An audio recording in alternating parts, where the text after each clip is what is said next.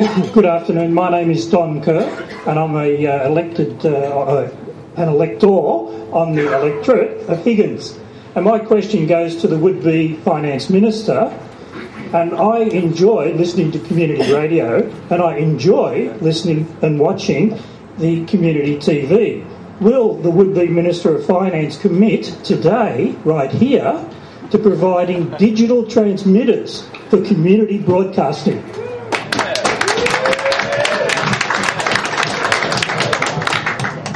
Will he commit to it right here and today? No.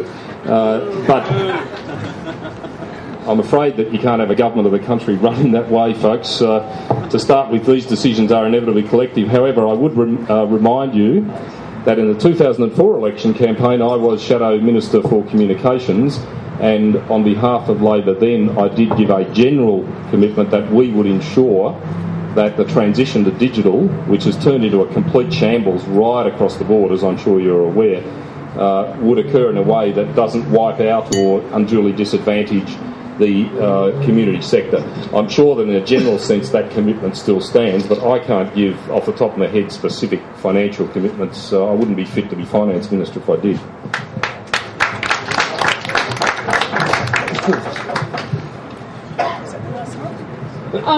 My name's Louise, I live in Preston, and I have some experience of the ALP committing to remove discrimination in principle, but deciding to exempt anything that has to do with children when it comes right down to it, because we seem to need to have a fuller community consultation. And at the state level, we've been having that consultation for about 5 years with no legislative change yet. So my question is to Lindsay Tanner again. Related to those 58 pieces of legislation mentioned in the Human Rights and Equal Opportunity Commission report, one of them is about changes to the Family Law Act, and the changes would allow non-biological lesbian parents to be recognised as parents in the same way that straight couples are now recognised where they conceive using donor gametes. So I wondered if you could publicly say whether it's your party's intent to move on that particular recommendation.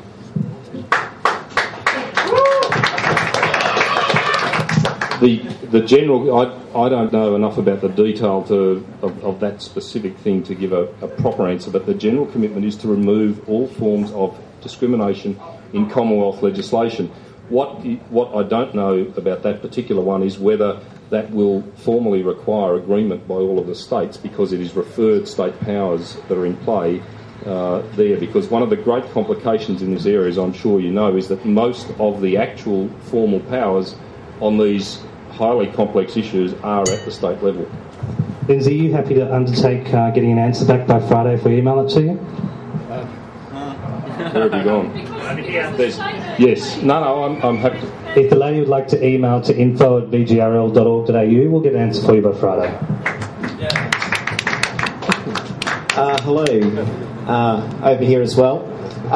Lindsay, my name's Stephen Cress. I've written to you a number of times. I'm one of your constituents. I just want to follow up from the question from the gentleman over here about the Pope and Catholics. Given that in your party you have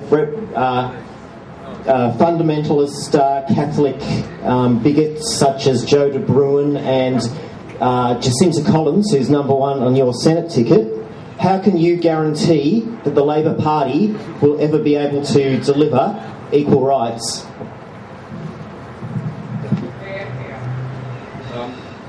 You are probably aware of the fact, or you may not be, that my history in the trade union movement is one of fairly robust conflict with the particular group of people you're referring to.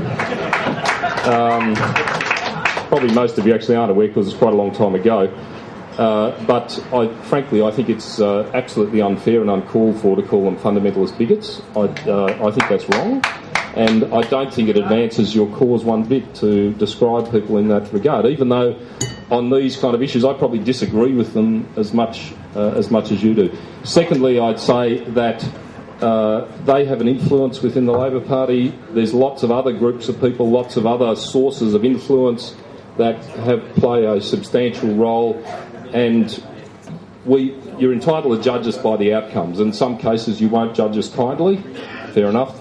that judges by the outcomes, not necessarily by the odd individual or group within the party that you may strongly disagree with. 2 more and we're done. This is a question for Scott Ryan. My name's Ryan. I'm actually from Carnley, which is in the western suburbs of Melbourne. I want to know why in the last election the Liberal Party won power in both houses, and yet since then you've done virtually nothing or nothing to benefit the gay people in the community.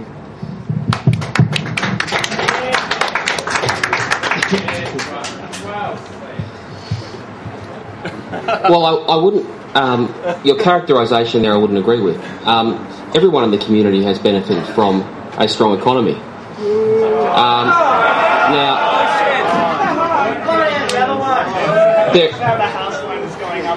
we have... Well, interest rates are still lower than they were under the other guys beforehand. Back to the question. Guys, come on, we're almost finished.